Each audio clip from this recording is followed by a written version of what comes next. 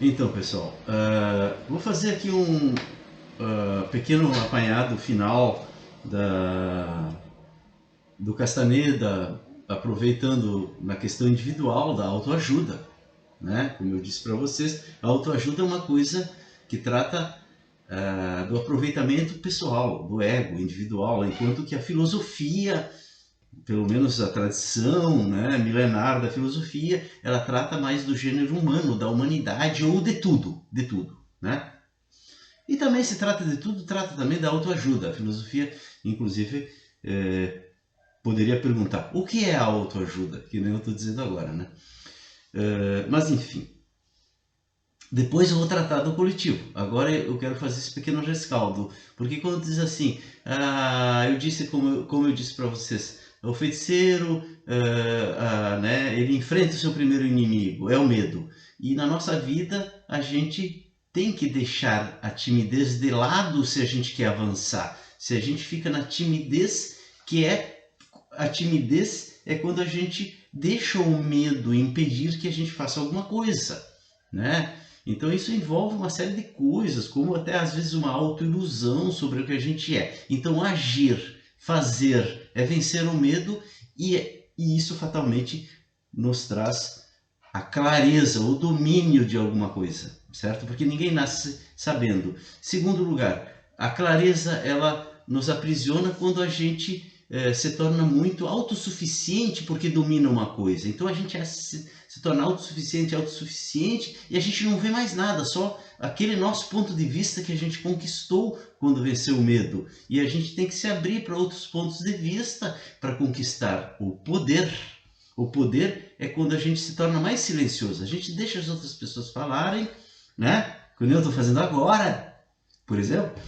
E a gente, portanto, se permite pegar carona no movimento coletivo, por isso que é poder. A gente na verdade pega carona numa coisa que não vem nem deste mundo, segundo os feiticeiros, vem de outro mundo, que é o intento, né? Então a gente se torna poderoso, mas é um poder também pessoal, porque na verdade eu posso ser um político, posso ser um diretor de uma empresa, eu posso ser, sei lá, né? Mas eu posso também usar isso como um poder meramente pessoal, egoísta. Eu conquistei uma sabedoria, eu me torno mais silencioso, eu tenho mais prazer, a mariposa pousa no meu ombro, o mundo fala comigo porque eu estou carregado com o poder e eu não estou afim de ficar sendo político, nem sendo um capitão de indústria, nem sendo coisa nenhuma, eu quero só ser eu mesmo, eu estou no meu poder, o meu poder pessoal. Também pode ser isso, né, pessoal?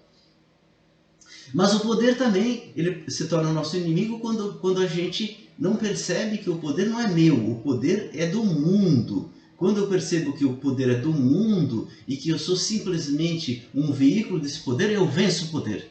E aí eu venci todos os inimigos deste mundo. Só vai restar a morte. Essa eu confesso para vocês que eu não sei como vencê-la e se é possível. Aliás, esse é todo o sentido desses vídeos que eu estou fazendo lá no fundo. É a finitude, é a morte, é se nós vamos continuar, se nós temos uma chance de continuar, de vencer a morte. E esse tem sido sempre o desafio do ser humano. Por isso que eu reputo o coletivo a coisa mais importante. Por quê? Porque só o coletivo, na minha avaliação, pode vencer ou dar uma resposta significativa a esse enigma, né? Que por mais que a gente acredite nisso, acredite naquilo, são crenças. A humanidade não sabe ao certo absolutamente nada, certo? Bom, eu fiz um apanhado aqui sobre o Castaneda. Outras coisas levando para o lado da nossa vida pessoal. Mas existe um limite, que é a finitude. Isso cada um resolve a sua maneira. Uns, eu sou espírita, eu acredito que não sei o que, não sei o que, vou reencarnar depois. Eu sou cristão, tu diz que Jesus está me esperando do outro lado. Não acredito em nada, tem que aproveitar a vida. Isso é um problema de cada um, tá? Eu sou cristão. Depois adiante nós vamos entrar em Jesus. Eu vou dar a minha versão de Jesus, que não é exatamente a da igreja. Mas tudo que eu falo, pessoal, eu falo como um filósofo, são hipóteses, certo? Hipóteses fundadas em considerações da realidade. Muito bem. Que mais que eu poderia dizer sobre a autoajuda que o Dom Juan fala? Bom, ele fala o seguinte, ó, pessoal, que quando nós olhamos o mundo, nós julgamos o mundo. E quando nós escutamos o mundo, nós revelamos o mundo. Então o que acontece? É por isso mesmo que o meu primeiro livro se chama Quem Tem Ouvidos. Um dos motivos. Outro motivo é porque é com o ouvido que tu revela o mundo, vocês me entendem? E também porque Jesus dizia isso. Quem tem ouvidos para ouvir, ouça, lembra? Depois o Zaratustra do Nietzsche também diz isso. Quem tem ouvidos, ouça. Isso tem uma mensagem que não está bem decifrada, que é justamente a revelação do mundo é auditiva.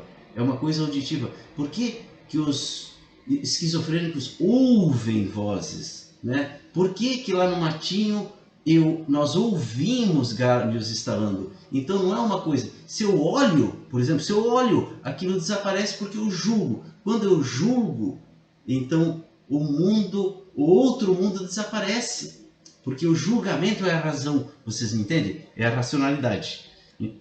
Então o Dom Juan diz assim, nós estamos sempre julgando o mundo, porque a nossa civilização é muito racional, ela está sempre julgando. Nós passamos o tempo inteiro julgando. Se vocês pararem para observarem a vocês mesmos, vocês vão ver que a gente está sempre julgando. Isso é uma coisa de visão, é a visão que julga, né?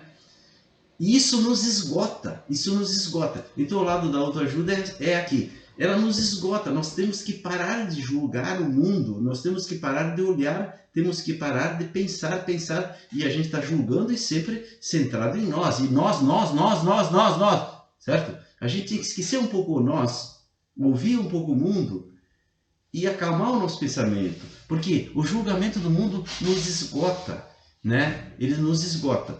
Então, o Dom Juan dizia que a gente tem que ouvir o mundo para se acalmar. Quando a gente está com o pensamento muito agitado, quando a gente está com insônia, por exemplo, a gente tem que parar e ouvir os barulhinhos que tiverem, depois os outros,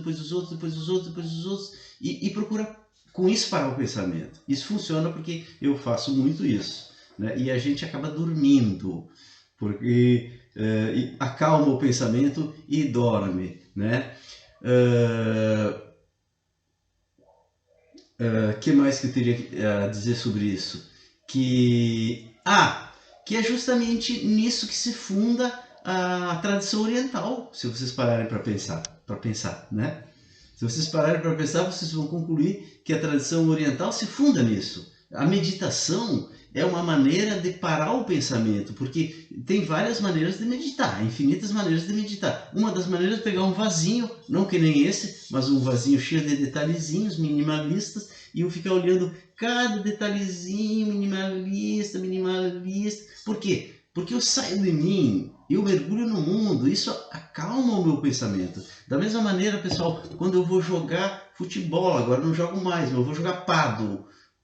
Isso é incrível, a gente acaba de jogar e diz, meu Deus, a gente tem que fazer isso todo dia. Depois a gente não faz todo dia, né? Mas faz pelo menos uma vez por semana ou 2 vezes por semana. Mas por que aquilo é tão bom assim? Porque durante meia hora, durante 1 hora, eu tive que pensar na bola, eu tive que pensar nela batendo na parede, onde que eu vou. Eu saí de mim e fui para o mundo. Eu me obriguei a sair do meu pensamento que me esgota. Vocês me entendem? Da mesma maneira, todas as atividades físicas, a gente pensa assim, não, é porque é endorfina. Não, tem um lado fenomênico da endorfina, mas tem um lado que é mais do que fenomênico, que se enraiza lá no outro mundo, que é assim, quando eu me absorvo no mundo, eu saio de mim, e isso daí impede um pouco que eu me esgote tanto, né? E assim todas as tradições de meditação orientais são assim, de um jeito ou do outro.